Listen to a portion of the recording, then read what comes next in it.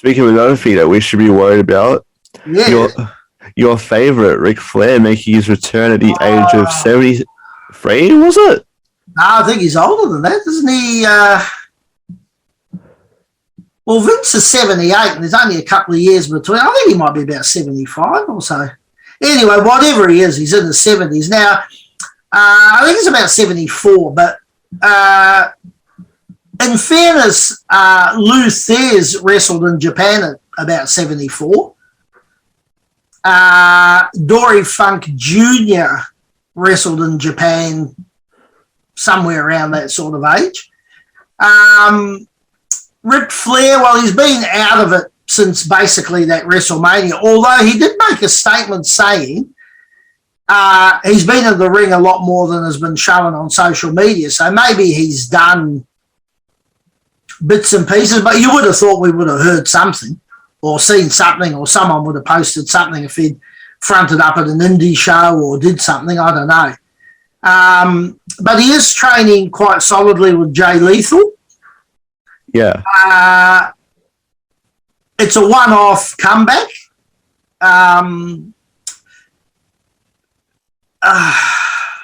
It's a one-off now. Well, allegedly it was going to be a tag match, and Ricky Steamboat was going to be on the other side. But Ricky Steamboat, after some consideration, has decided not to do it. And I think that Ricky's still involved with WWE, so they may have had words in his ear. Look, we don't want to see that or whatever. I don't know. I wouldn't think it had mattered, but and he allegedly is training the house down. He's looking good, blah, blah, blah. But, you know, I can recall over here one of my very close friends in the game, the one and only true legend in Australia, Mario Milano. Now, he was still wrestling in the 70s, but the difference was Mario was still working pretty much every week, every fortnight. Yeah. Still doing so, and the majority were tag matches. So he sort of still had that continuity. He was still taking the bumps. The body was still, you know, when you're not, it's like footy, you know, here in Australia with the footy. They say, oh, look, he's had a month of solid training, blah, blah, blah. But you can't simulate match practice, you know, to a degree. So I don't know if it's a good idea. It's probably not a good idea.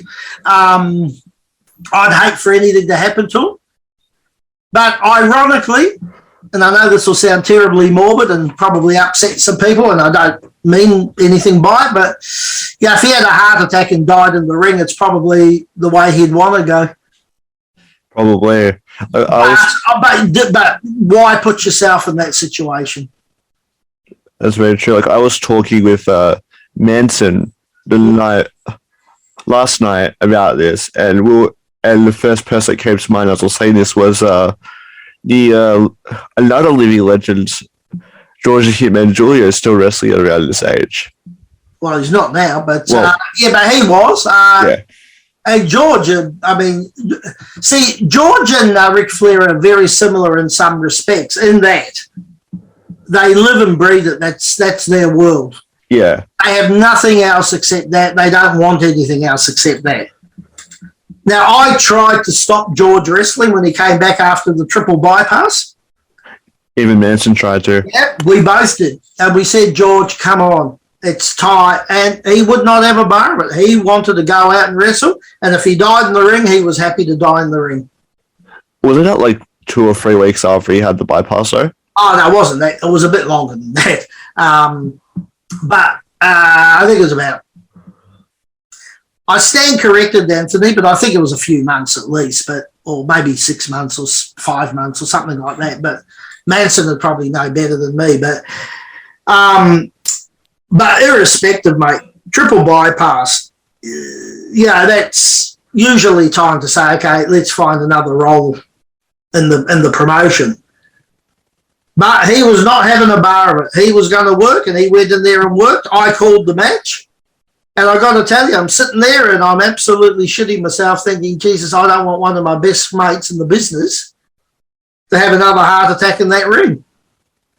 And I was so pleased when the match finished and he got out. Yeah. But then he went back again. You can't stop them. People like him, people like Flair, they will die in the ring. Oh, and no in a doubt. funny sort of way, I sort of get it, but, you know, at some point you got to let go. At some point you got to say, you know what, my time's done. Yeah, that's very true. And at this point, well, confirmed by Flair himself, Yes. the current AAA and ROH World Tag Team Champions FTR and a Rock and Roll Express have been confirmed for his return belt. Oh, yeah, they have. Yep. I think they're just trying to find now who will be Steamboat's replacement. With apparently quoted by Flair himself with the final person in the match currently working out his situation. Mm. So who do we think this third person is going to be? So they're currently working out their situation. Yes. Be anybody, really. Who's someone old school that might still be able to go around? Geez, there's not a bloody lot left. I don't know. I really couldn't. I would never. Have you got any thoughts? Well, when I was talking about this with Manson last night, he was saying maybe Sting. Ah, very good. Yes, but he's sort of still semi-active in AEW. And he's also currently apparently just announced that he is out of an injury. Uh-huh. But then again, the match is not for a couple months, so he could be recovered by then. Is Tully Blanchard's, I know he's managing, but is he doing any work at all? The last match he did was with FTR in an episode of AEW. Okay. So maybe Tully? Maybe someone from the Four Horsemen type thing. I mean, it won't be Arn. Oh, no. And it won't be Wyndham. Maybe Tully, maybe Sting's probably the most likely now that you mentioned. It'd probably make more sense. He's current. He's still sort of going.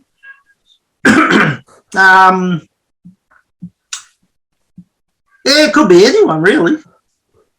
It'd be interesting to see, especially because I've got a quote here directly from Flair as well. Yes. He was talking about his anxiety of taking a bump, of getting over it. Oh, yeah. And I quote, this is directly from Vicky Guerrero's podcast titled Excuse Me, the Vicky Guerrero Show. What I'm working on now is a pace. I have to pick. When I started realizing I could take the bumps, I was at about 10%.